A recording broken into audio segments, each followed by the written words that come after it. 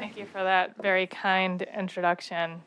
I have like a 3-line bio on my website, and that's all I ever want to hear. But no, I'm just kidding. I really appreciate it. Thank you all for coming tonight. I'm gonna read from my book, and I hope that it's not incredibly boring. But I'll keep it. Hopefully, it doesn't go on too long, and then please have questions because I don't want to just stand up here staring at you.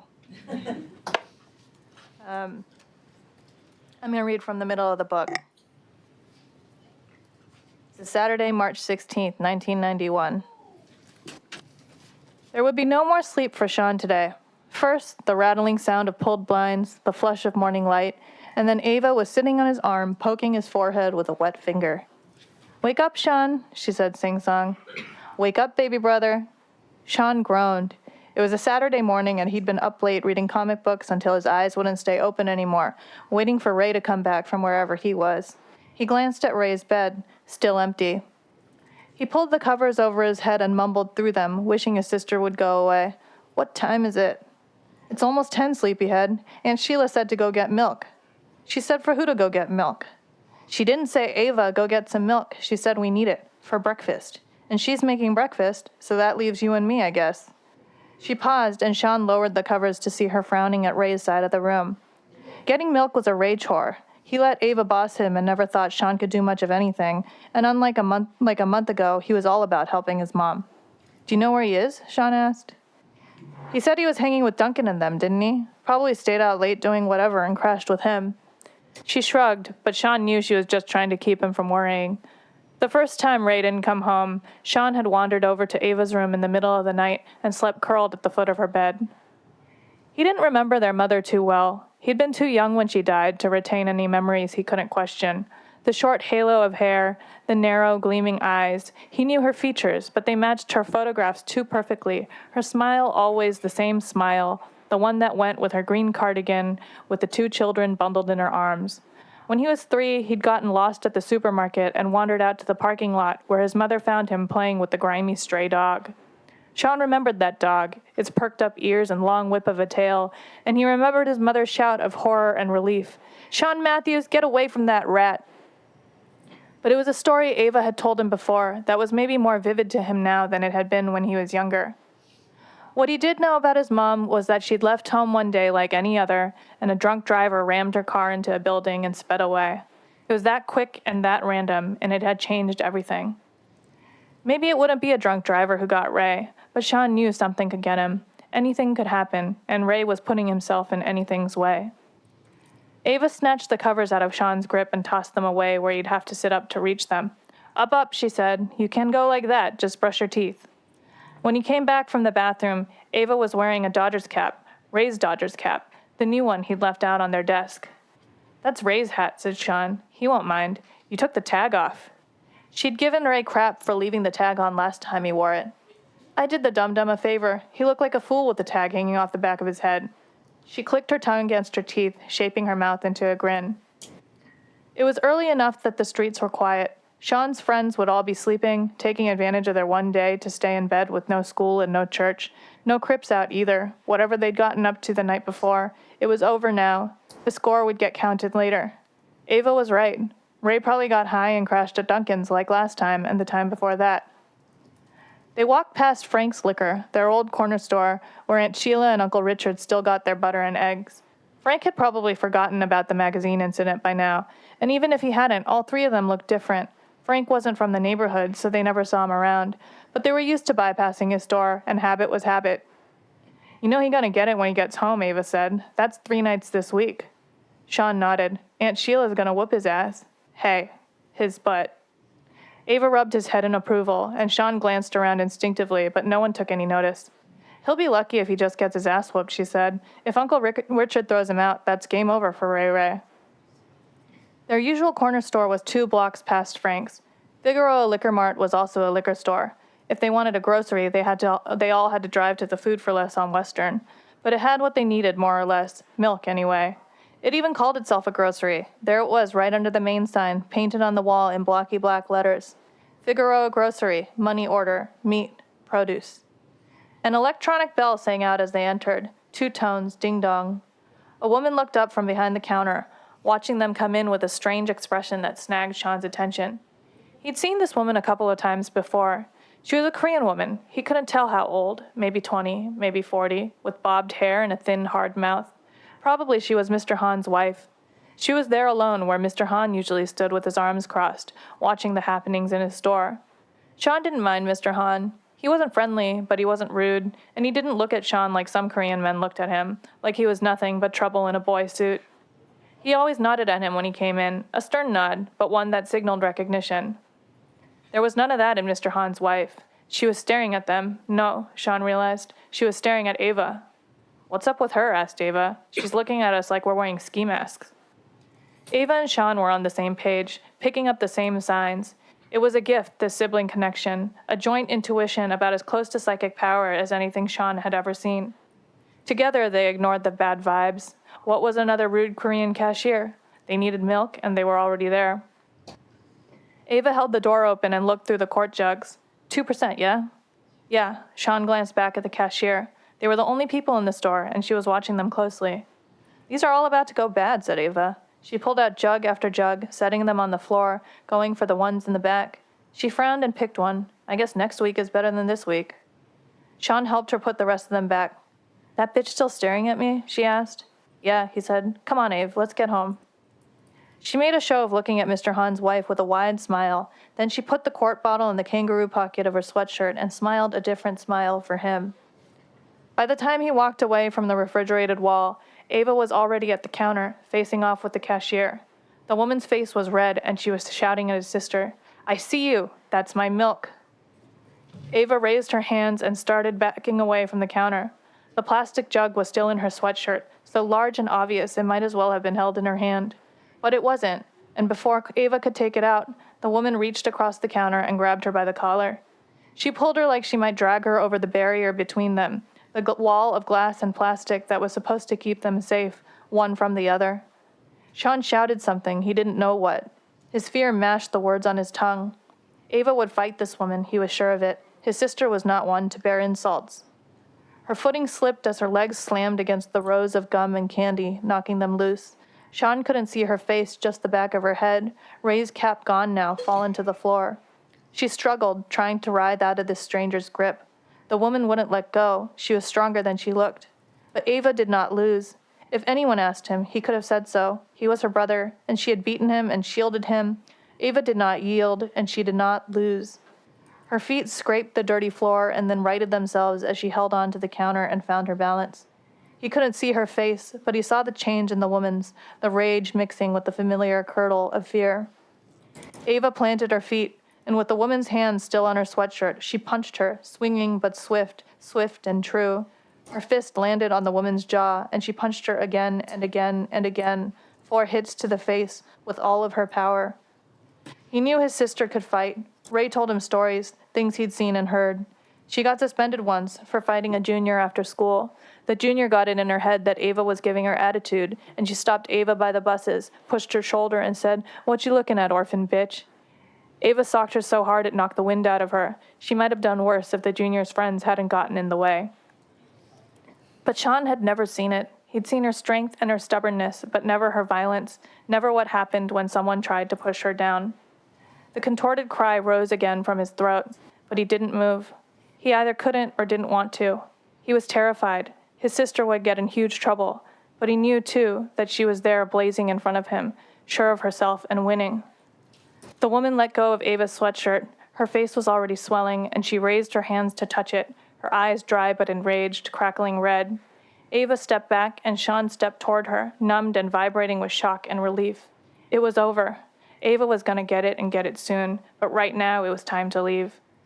She turned around. She put her hand in her front pocket, grabbed for the milk jug. That's what Sean was watching. He wanted to see what she'd do with it, whether she'd put it back in the refrigerator, or take it with her, or fling it to the floor, when Ava fell. She dropped, and the jug dropped, and his sister was down. And then Mr. Han was rushing into the store, shouting and shaking his wife. It was like Sean wasn't there at all. Mr. Han barely looked at him. He yelled at his wife in a strange language, and she cried back at him, suddenly helpless now, a desperate woman choking with sobs. Sean couldn't move. He was on the floor by his sister. How had he gotten there?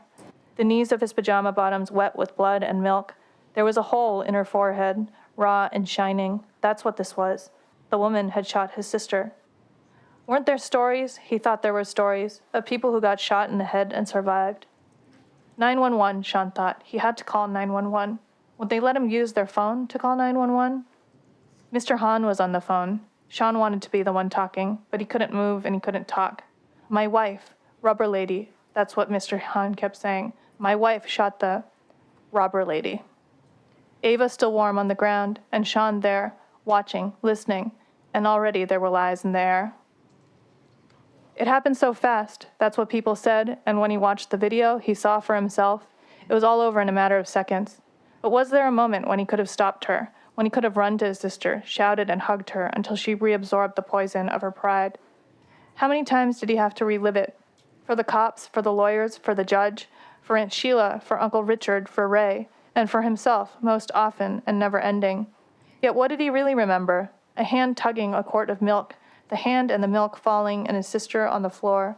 Later he could call up Ava's face as a hole ripped through it, and the woman behind her, Chung Ja-han, standing in awe with the smoking gun. They told him he cried and fell to his knees, but he could have sworn he was silent, removed and catatonic. When he could speak again, he spoke, and he told the truth. The video backed him up. Ava wasn't armed, and Chung Ja-han waited until her back was turned to shoot her in the head. It was a relief. Even the cops believed him. They were nicer to him that day than they ever would be again, because he was still a boy then, for the hours before the shock wore off. But even with the video, even after he testified, Mrs. Han's smooth-talking black lawyer in his face, urging him to remember Ava's threats to kill Chung Ja-han, to kill her right there, or come back and kill her later. Even after a jury took 4 days to convict Ava's murderer of voluntary manslaughter. Even then, the lie had sway, the young Korean wife in mortal fear of the black gang-banging robber. The white lady judge gave Chung Ja-han 5 years probation, 400 hours of community service, and a $500 fine. A week later, she sent a man to jail for 30 days. He had kicked and stomped a dog.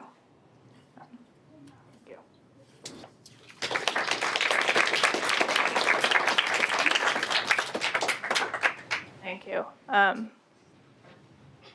Will someone raise a hand? All right. Thank you. You have like these two kind of not competing but like parallel narratives happening, one of which has kind of an obvious proximity to you, and another which one might assume not the same proximity. What was kind of your process for bringing them both to life equally? Yeah, that was the hardest part about writing this book. It was the part that took the longest. And you're right, the Grace's side of the novel, like her half, it's actually slightly less than half because Sean has the past chapters. That was a lot easier for me to write. I think I just for one thing, I didn't second guess myself as much because I also figured, no one's good. I feel like there's an assumption that I know what I'm talking about there. I have authority.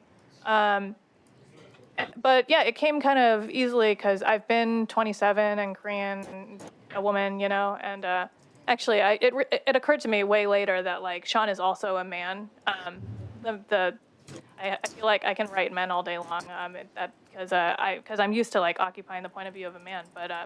But yeah, just the fact that he's a black man and that he's kind of part of this black family. I don't know what that family life is like in the same kind of instinctive way that I can draw upon a Korean American family, not just mine, but the community that I grew up in. I had that immediate access, where I didn't have to do any research or very much research to kind of get that on paper.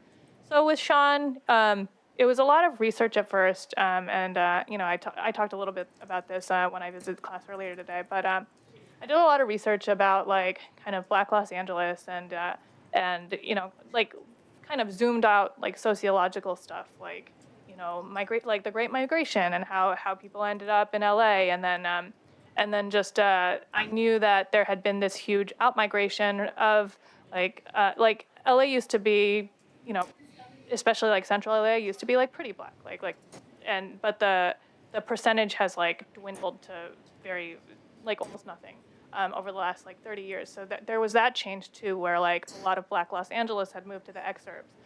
So like I knew this stuff, and I kind of wanted to write about a black family that had been in Central LA but now lived in Palmdale, and I was kind of fascinated by that idea. There's this huge community, not just black people in Palmdale, but like people in Palmdale and Lancaster, which is 70 miles away, like commuting to LA, and I was like, oh, that's like such an interesting existence, and it's like and usually like for like not that high paying jobs, these people who are driving like 3-4 hours a day sometimes. And so I was curious about that. It's like, and I think it's also an area where there has been like, there's like, everyone kind of is in the same compressed income band, but like there's tension between like white Palmdale and black Palmdale. And so I was just like interested in this place. But when I wrote my first draft of like the first third of the novel, I just had a lot more distance from Sean, and it was obvious. Like, my early readers like told me so, that it just felt like he was not somebody that like popped in the same way. And so it took a lot of just like kind of detail work and time. I think it helped that like I knew it was a problem, and I think that that's something that when you write a novel, like when you do any kind of creative work, if you know what the problem is, if someone can help you identify that, then it is possible to like work at it. That's why like a novel that's been through like 10 drafts is always going to be better than one that's been through 2, because there's so much work that gets done in the revision. So a lot of it was just doing kind of like the fine brushwork of making him feel like a 3-dimensional character. Once the research was in there, I had to kind of go and be like, okay, now let's assume that like we already know all this, and then go to the next layer. And so a lot of that was just kind of coloring in his family dynamics. He really started to pop for me when I got into the weeds on like his relationship with his cousin and like his cousin's kids. Just because I think that's a lot of what I read for when I read fiction. I want to know about like those really intricate dynamics between characters. The ones that kind of make you feel like, oh, this is like impossible, and the kind of and he has this conflict with his aunt that I also think is kind of hard to resolve, and basically these characters, and it's basically the same thing that I did instinctually with the Korean American family, which is like the way that they're defined is by their relationships to each other, and like all of the little things they say and do help shape more than one character at a time.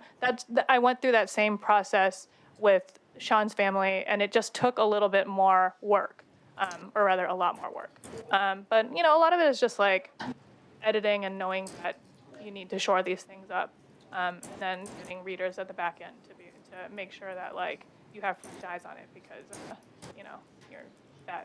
I'm not a good judge of my own work, after a certain point. Yeah. I thought the characters Miriam and Blake were very interesting for how they were like these social justice warriors in a book that was filled with like 2 conflicting sides of people trying to argue for what is right, what is wrong. And I was just wondering, when you were creating those 2 characters, how were you thinking about like how to characterize them in the context of social justice? Yeah, Miriam and Blake, particularly Miriam. Miriam is the closest thing in the book to stand in for me. And I think there's this, Miriam and Blake are both characters I know their type pretty well, and probably like most of my friends like fit roughly in that rubric. Socially conscious, but like kind of like pretty removed from the struggle, and so with Miriam, I mean, Blake was just like, he was just like fun. I got some like giggles in with him. I mean, but like, but with Miriam, I wanted to write somebody who, well, first of all, the way that she and Grace deal with their mother and everything is just, they're very different. And it's hard to say that either of them is like completely right or wrong. I'd say that they're both kind of wrong, but that there is no right way. But for Miriam and Blake, it's just, I think there's something inherently a little bit ridiculous about being really passionate about social movements in which you are in a kind of privileged position. And I don't think there's anything wrong with that either. I think that understanding that your position is one that is vulnerable to being like poked fun of a little bit, I think that's part of it. I think that's fine.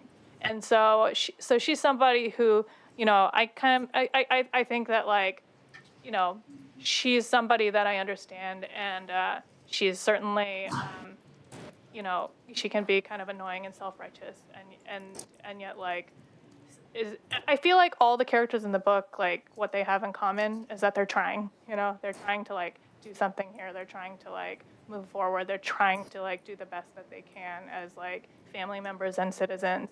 And the particular way that Miriam tries is a little bit more abstracted and like collectivisty.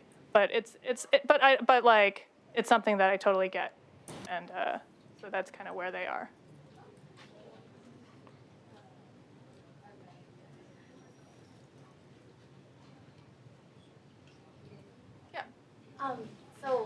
Well, thank you for your reading, and I'm just curious about like your process of naming characters. So my name's Ava, and my sister's name is Grace. Huh. I definitely that was just funny to me, and I think I'm curious about the process that you go through when you think of names for characters, both in this book, but also all the other things that you've written, and how important do you think names are for a character? Yeah, I didn't want to go like full Dickens and like name everyone something that like perfectly matched who they were, but Grace was sitting right there. I had to name her Grace. Because, in part because Grace is an extremely common Korean American name.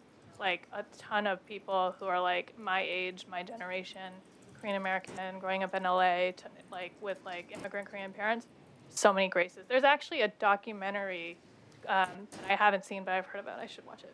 Called like Grace Lee. I think anyway. The concept of the documentary is the documentarian like finds all these women named Grace Lee, and they're all Black and Korean, but it's a very common name, and just it being a common name plus it being a very Christian name and kind of having some resonance with some of the themes of the book. She was never named anything else. Everybody else had, if not different names, I wasn't as like married to their names. And Ava, I thought was also just, I guess your parents thought Ava and Grace went well together. I thought Ava and Grace went well together. There's that like, the Ava has that kind of quality of like, it sounds like a Christian name, there was some stuff that I was thinking about a lot, and just in the kind of the way that these like dead children become kind of icons, and they get like this posthumous halo. I thought Ava was a name that kind of worked well with that theme. Sean, I don't remember how I named him, but it just came, and he just feels like a Sean to me. And then Miriam, I feel like came later, but it's like there are like some Korean names that are like, they're kind of cool, but only accidentally, It's like Grace got stuck with Grace, and then Miriam got like the cool Korean American name, and I feel like that happens in like within families all the time. It's like, and it's not any intention on the parents. So I thought it was kind of fitting that she got like the less common one. But yeah, I have fun with names. I remember I once did like a election watching thing in Columbus, Ohio, and we had like these voter rolls, and I remember just like going through the voter rolls and like writing down like interesting names. I don't remember if I ended up using any of them, but I just kind of go by sound. Yeah. How do you approach writing each chapter? Do you start with a conflict or character motivations or what's going on currently from the previous narrative, sentence-wise? Yeah, each chapter, I probably do a little scene setting first. Honestly, what I find to be most important in my writing process is sitting down and starting. And I'm being like absolutely serious. I don't really start with an agenda. What I do is I set a timer, and I'm like, I have to write right now. So it's usually whatever comes first, like, and it's usually what feels most approachable. I know I wrote like these 3 PI novels, private investigator novels, and with private investigator novels, there's a lot of like moving around and like different chapters are set in different places. So I remembered whenever I got stuck, just because I wanted to be writing something, I'd start with like describing the scene. Like I have like a very distinctive writing memory of being like, I have no idea what I'm gonna write right now, but I know that I'm gonna have a scene set on Venice Beach. So I'm just gonna like think about what I want to say about Venice Beach. You know, so I think it's often like what you feel like you can tackle at that moment. But you know, first principles, I guess like I start with, you know, I start with like the character's point of view. And kind of see what, like, check in with them. What are they thinking? What are they saying? What's going to happen? You know, but it varies from chapter to chapter by like whatever I feel like I can like bite off right now.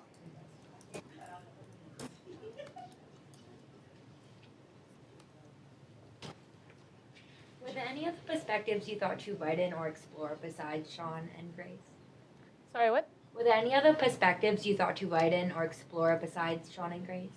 Yeah, early on, I feel like I entertained the idea of writing like all these different characters, you know, doing more of a, you know, 8 voices kind of thing, and then it just became unwieldy and unfocused. I think at one point I had Sean be like a aspiring writer, and I had like pieces of like a novel he was working on. I showed this all to my agent. He was like, "This is a mess. It's just there's too much." Also, the only people who want to read about writers are writers, which is funny because I personally like every book I read about a writer. But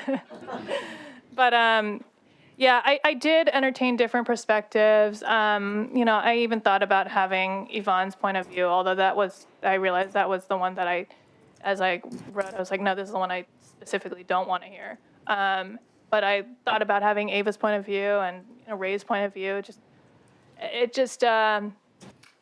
Yeah, at some point I just had to like commit to something in order to write. You know, I think that's why the early stages of writing a novel are so difficult when you're still figuring out the rules. And then once I narrowed it down to those 2 characters, it got a lot easier. Yeah.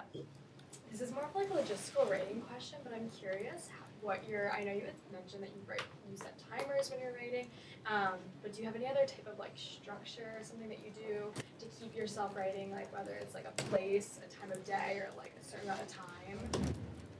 No, I try to be flexible about that. But I have an app.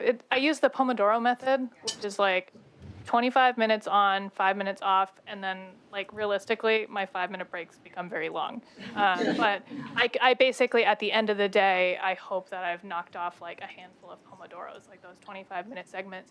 And honestly, on my best days, I think the best I ever get is like 8, which is 4 hours with breaks, you know? So, and I spread those out wherever they need to be.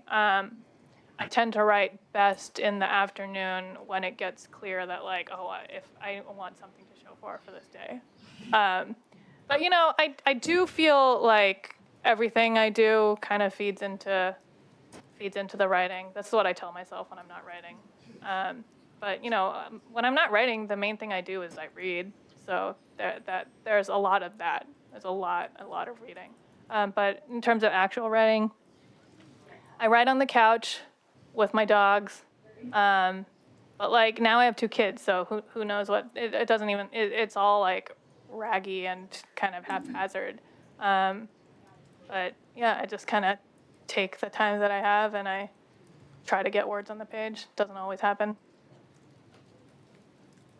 Can you talk a little bit about your process of becoming a writer? From the bio that we heard from the students, sounds like you went to law school, so I wonder what your path was to becoming a novelist. Yeah, I mean, I was an English major in college, and then I went straight through to law school because I didn't have any other ideas.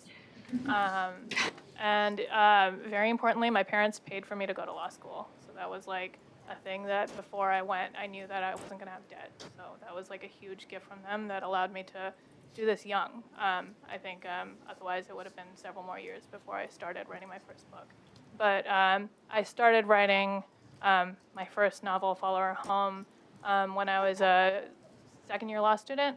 And so I'd go to, the other thing is, like, I went to law school that was very, like, it's not quite pass-fail, but it was almost pass-fail.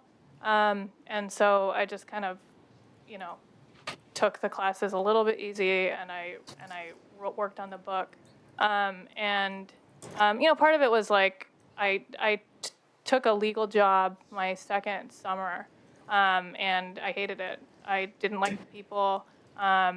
It was a very, like, problematic place in terms of, like, you know, I was like a summer associate, and, like, all these gross men kind of hitting on, like, the 23-year-old women who were, like, working at the firm for the summer. It was that kind of place, and I was just, and everyone seemed miserable, and I was just like, you know what, I should actually try to write a novel. Like, I've always wanted to do it, but it felt more like an exercise to deal with the fact that I didn't know what I was going to do. And but then once I started writing, it was like, okay, I have a chapter, and then I have 2 chapters, and then I have 6 chapters, and there's a certain point I've reached with each of my books where I'm like, oh, this is going to be a book. It's always disconcertingly late. But I worked on it, and then I started kind of showing. I showed a couple friends who were just like my law school roommate and, like, my, like, high school boyfriend who I stayed friends with. Like, they read it, and, like, they had no notes. They were just like, good job. And then so I started sending it to agents and got absolutely, like, there was so much wrong with my book. And I had one agent who saw some potential and, like, who worked with me to make the book better. And he's still my agent now, you know. So, but I had, you know, it was a little bit, my path is a little unusual. But I do think the thing that I have in common with every first-time novelist is it's like a really delusional undertaking to, like, write a whole book by yourself, you know? It's so much time and work, and there's no guarantee. In fact, the chances are no one will ever see the product of your work, and it can be really lonely. And there are times when you feel absolutely delusional, and others where you feel like, oh, maybe this is good. I don't know. And you have no actual insight into this. You know, whether or not your work is good or bad, like, your reaction to it would somehow be the same, and that's scary. But yeah, that's kind of how I came to it. Like, the book just kind of, you know, it's like snow falling, and suddenly there's a foot of snow. That was kind of how it came together, page by page. Yeah, I mean, I would actually recommend not doing it that way and just trying to find community and other writers to kind of share a work with. I think that is much more humane. But that's how I did it. I was wondering how you settled on the epigraphs that you chose, and, like, when in the writing process you ended up, like, picking them. They were both. Okay, so the Tupac lyric I picked because I feel like I knew about Keep Your Head Up because it's dedicated to Latasha Harlins, and so when I was doing, like, a title search, that I was looking pretty closely at that song, but there wasn't anything that, like, really worked for a title. But I thought that lyric in particular had some resonance with the themes, and I just liked that on its face it had to do with Latasha Harlins. And then the Sunja Du quote came from a book called Official Negligence, which is, like, a huge book about policing in LA through the kind of Rubicon of 1992, and it had a very detailed accounting of that case. And I actually hadn't seen this quote anywhere else, but I guess Sunja Du had written a letter, and I included some of the details on this in the book, to the judge, you know, really kind of feigning remorse, and you kind of know she's feigning remorse because she got Latasha Harlins' name wrong. She called her Natasha, and then didn't know that her mother had died. Latasha Harlins' mom was actually murdered like when she was a kid, like 9, 10, I want to say. And that was something, by the way, that I have their mother dead in the book. That was something that I was like, that's like almost too much. I actually pulled back on that when I translated the story for my novel. Yeah, so there was that letter, and in there's just that perfect line where she's just, she frames this as something that happened to her and her family, and I just thought that was so. It just like distilled everything about this case so clearly. The other thing about those two quotes is that, I know. So in writing this book, I remove Latasha Harlins from the historical record, and I replace it with my own fictional version. I had to do this in order to write the book. There's no version of this book that exists in a universe where there's also the Latasha Harlins case that plays out as it did. I wanted the freedom to write about kind of family members of families like this in present day, and it's fiction. So I knew that I was going to do that. But in order to kind of make sure that it wasn't just a total erasure and replacement, I wanted to make sure that anyone who picked up the book would be very quickly aware that it is based on this case and this event in LA. And so the epigraphs were a very quick way to do that. So it's like it opens with those epigraphs, and then I have an author's note. So at least it's like bookended by the historical record. Yeah. Yeah, because this book is about family response, and you do kind of make that clear. Do you know of any of Latasha Harlan's family members that have read this and had any kind of reaction? I don't. I tried to reach out to them in a kind of, it's this weird thing where like I didn't want them to be like surprised by the book, but I also didn't want to bother them. So I reached out to Brenda Stevenson, who's like the professor who wrote the nonfiction book, and I kind of found an email address for Latasha's sister, and I like sent her an email that was just kind of like, this is how I have this book coming out. I don't want you to be blindsided by it.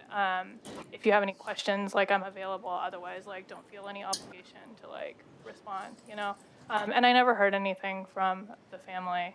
I wasn't really worried about that on Sunjadu's end, but yeah, that was something that I had in mind. I had meant to reach out actually to Denise Harlins, who was Latasha's aunt, and who was the only real figure in all this who inspired a character. Aunt Sheila is loosely based on her. And I had actually found her Facebook, and I was like thinking about how to message her. Maybe I was like, would it be weird if I messaged her on Facebook? And then she passed away while I was writing the book. And I saw her once. I saw her once in person at like a memorial event for Latasha. But it was like it was like a huge crowd, and I didn't want to like be like so I never actually met her. Do you feel like that's like any of these kind of like when Grace has the moment of coming to the Matthews house, or even like, I'm forgetting the name, but the reporter character that Sheila talks with, do you feel like there's any like kind of self-insert guilt? Oh yeah, characters? Absolutely. Yeah, of course. I mean, because I think the act of writing about something like this, there's a certain level of invasiveness about it, And so with the Jules Cersei character, who, by the way, I don't think he's like this terrible character. In Sean's perspective, he is, and I think that's a totally understandable perspective. And I think there are like problems to like what he does, and that like flattening aspect of journalism, But I don't think he's like an inherently bad person. But something that he does is like he takes a story that is very complex and should take thousands of pages to tell, and like tells the most fast palatable version, And that is how we end up receiving a lot of our news, a lot of these stories, and I was talking to the class about it earlier today, but like I do think there's something necessary to that, because like we only have so much attention to give to the world outside of ourselves, and so part of the job of the writer is to kind of translate these stories for us in a way that we are able to receive and digest. And so that's what a journalist does. And so he's somebody who he does things that make me uneasy, and I do the same thing as a writer. And so definitely a lot of that in there. And certainly Grace's kind of clumsy attempt to reach across to the Matthews family. I mean, that's the kind of thing that I didn't want to do. But I do think there's this, I don't know, a lot of what I was was interested in this book, and the reason why it's a book rather than just some random thoughts in my head is just there's this total whenever you have groups colliding and there's conflict and there's tension, there are always 100 wrong ways to act and almost no right ones. And so a lot of being in the world and dealing with other people has to do with kind of grabbing at the least bad options that you have at any given time and balancing them in a way that is thoughtful and responsible. So I wanted to kind of show the mess of that with these characters, and that is fairly representative of how I feel like I live my life, and a lot of people that I admire and respect live my life, not flawlessly, but thoughtfully. And so that's, yeah, so yes, certainly. And the funny thing about Cersei is I don't think I was even that conscious of it when I was writing the book. And then after I wrote it, I was like, oh yeah, that's who he is. Thank you. One more question. Anybody have?